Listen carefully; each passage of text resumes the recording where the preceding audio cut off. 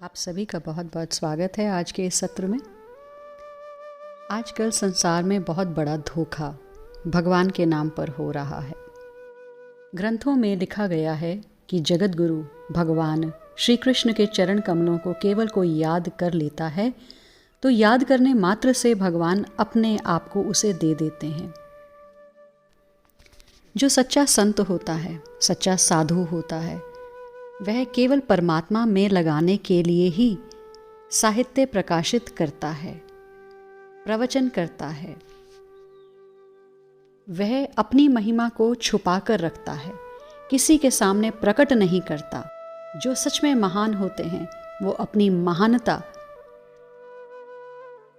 प्रकाशित नहीं करते। फोटो देने से, अपनी फोटो की पूजा करवाने वालों से हमारा कल्याण नहीं हो सकता। गाय का बच्चा बहुत होशियार होता है, वह इधर उधर होकर भी माँ के स्तनों के पास पहुँच जाता है। भैंस की बुद्धि बहुत मोटी होती है, वह कभी कभी अपने बच्चे पर भी पैर रख देती है और बच्चा भी भूखा हो तो वह माँ तक पहुँच नहीं पाता। दोनों की बुद्धि मोटी है।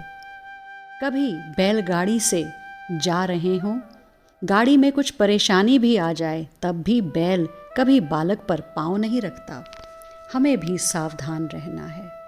हमें भी ऐसे भक्तों की शरण में ही जाना चाहिए, ऐसे महापुरुषों की ही वाणी सुननी चाहिए, भगवान की शरण में जाना चाहिए। जो हमें भगवान की शरण में ले जाएं, ऐसे ही महापुरुषों का संग करना चाहिए। जो अपने में लगाए उनके पास कभी नहीं जाना चाहिए। जीव मात्र का हित केवल भगवान में लगने से है, संसारी पुरुषों के पीछे लगना नहीं है। जो महापुरुष भगवान की ओर लगाएं, वे हमें परमात्मा प्राप्ति के नज़दीक ले जा सकते हैं। जो ठग हैं, भगवान के नाम पर आज दुकान चला रहे हैं, वे हमारे इस मनुष्य जीवन को व्यर्थ कर देंगे। इसीलिए भावुकतापूर्ण नहीं, बुद्धि का प्रयोग करके हमें देखना है। भगवान ने हमें बुद्धि दी है, उसका उपयोग करना है। हम भगवान के ही तो अंश हैं। यदि कामना पूर्ति के लिए भी जाना है तो भगवान के पास ही जाना चाहिए। भगवान के पास कहीं कमी नहीं है। सुदामा को श्री भगवान ने इतना ऐश्वर्य दिया कि ऐश्वर्य तो द्वारका नगरी में भी ऐसा नहीं था। सुदामा तो भगवान के भक्त और सखा थे और भगवान के प्रति प्रेम रखते थे। उनके पास कौड़ी भी नहीं थी, बच्चों सहित उपवास करना पड़ता था। वे भी पत्नी के कहने से भगवान के पास गए तो भगवान से कुछ लेने की इच्छा नहीं थी उनकी, कि भगवान ने उन्हें अपने हाथों सुदामा जी के चरण धोए, अपना पीतांबर पहनाया, उनसे प्रेम की बातें की और दिया कुछ भी नहीं।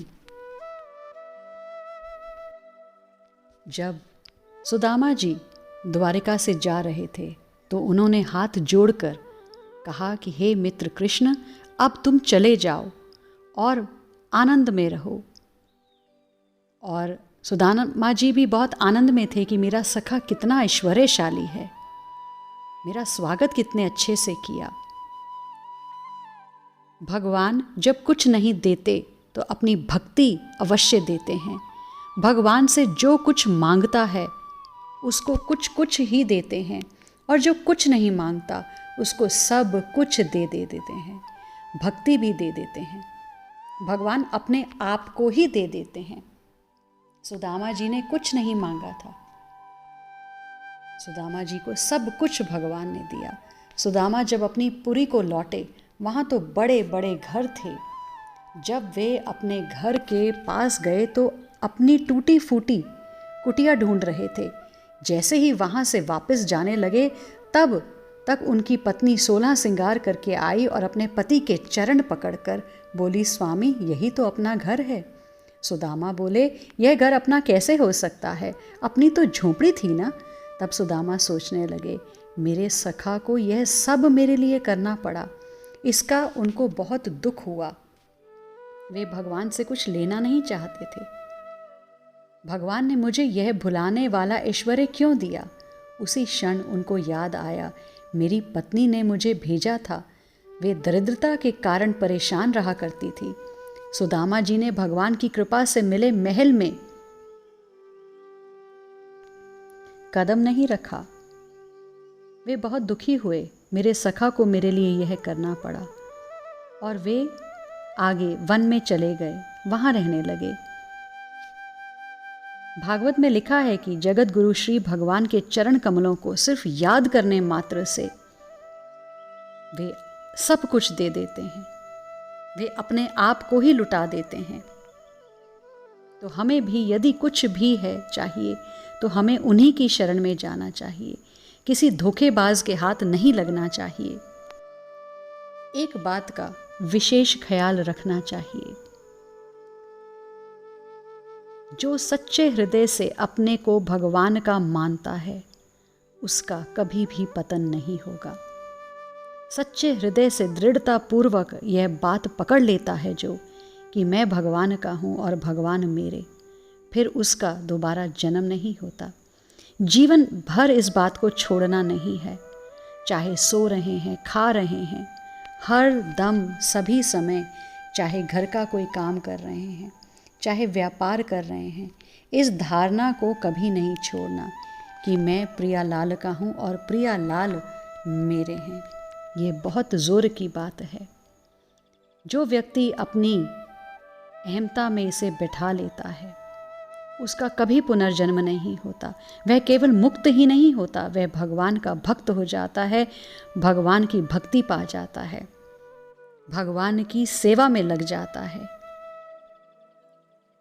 यह एक बात भगवान के प्रेम में प्रवेश करा देगी। जैसे एक युवती एक युवक को पकड़ लेती है तो उसको अपना मानकर जीवन भर उस संबंध को निभाती है, छोड़ती नहीं।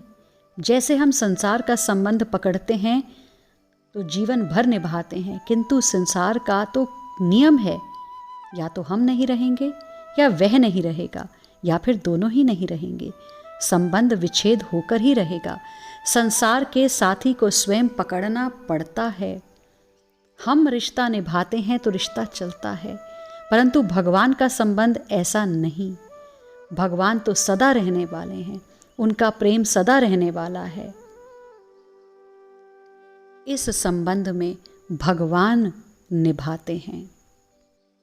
जो श्री प्रियालाल को अपना मानता है, श्री प्रियालाल उसको अपनाकर अपने में मिला लेते हैं। यह लगती तो साधारण सी बात है, लेकिन है बहुत जोरदार। यदि हम इस बात को बहुत दृढ़तापूर्वक, श्रद्धापूर्वक प्रत्येक काम करते हुए कि मैं श्यामा श्याम का, श्यामा श्याम मेरे, बस इसे अपनी स्वीकृति में बिठाना है।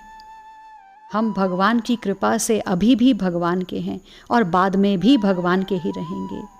इससे भगवान की याद करनी नहीं पड़ेगी, अपने आप याद आएगी और हमारी स्थिति स्वतः भगवान में ही हो जाएगी।